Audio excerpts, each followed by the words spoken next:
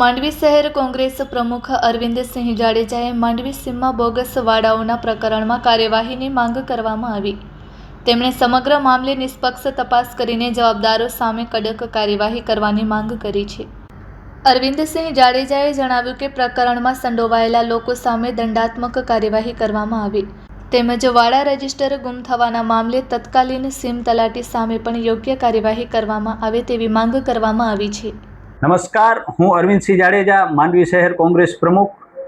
હાલમાં જ અમને જે રીતે જાણકારી મળી છે કે માંડવી સીમતળમાં જે આખો બોગસ વાડાઓનો રેકર્ડ કરવામાં આવ્યો હતો, એના માટે કોંગ્રેસ પક્ષે અને અમે અવારનવાર મામલતદારશ્રીને રજૂઆતો કરી હતી અને જે સીમ તલાટીએ વાડા રજીસ્ટર ગુમ કર્યો હતો એની સામે ફરિયાદ નોંધાવવા માટે પણ માંગણી કરી હતી। પણ હમણાં એ સમાચાર મળ્યા છે કે જે લગભગ 43 જેવા વાડાઓ બોગસ રીતે અને નાયબ કલેક્ટરના બોગસ હુકમથી જે તે વ્યક્તિના નામે કરવામાં આવેલ છે અને એના અમુક રજીસ્ટર દસ્તાવેજો પણ બનાવી નાખવામાં આવેલ છે અને ક્યાંક ક્યાંક તો ગૌચર જમીન ઉપર પણ આવા વાડાઓ ઊભા કરી નાખવામાં આવેલ છે।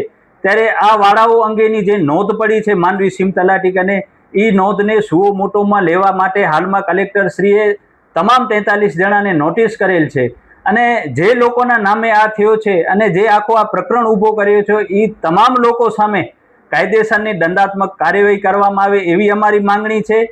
આ તમામ વાડાઓ સરકાર દાખલ કરવામાં આવે અને આ વાડાઓમાંથી અમુક વાડાઓ ઉપર ક્યાંક ને ક્યાંક મોટા બાંધકામ કરવામાં આવ્યા છે, ક્યાંક હોટલો બનાવવામાં આવી છે।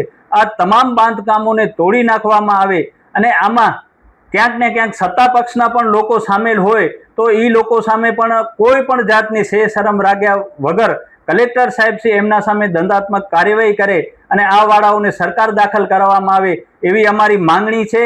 અને માંડવી સીમનો જે વાડા રજીસ્ટર છે એ તત્કાલીન તલાટીએ ક્યાંક ગુમ કરી નાખ્યો છે તો એ વખતના જે પણ તલાટી છે એની સામે પણ કાનૂની કાર્યવાહી કરવામાં આવે એવી અમારી માંગણી છે। જય હિન્દ, જય માતાજી।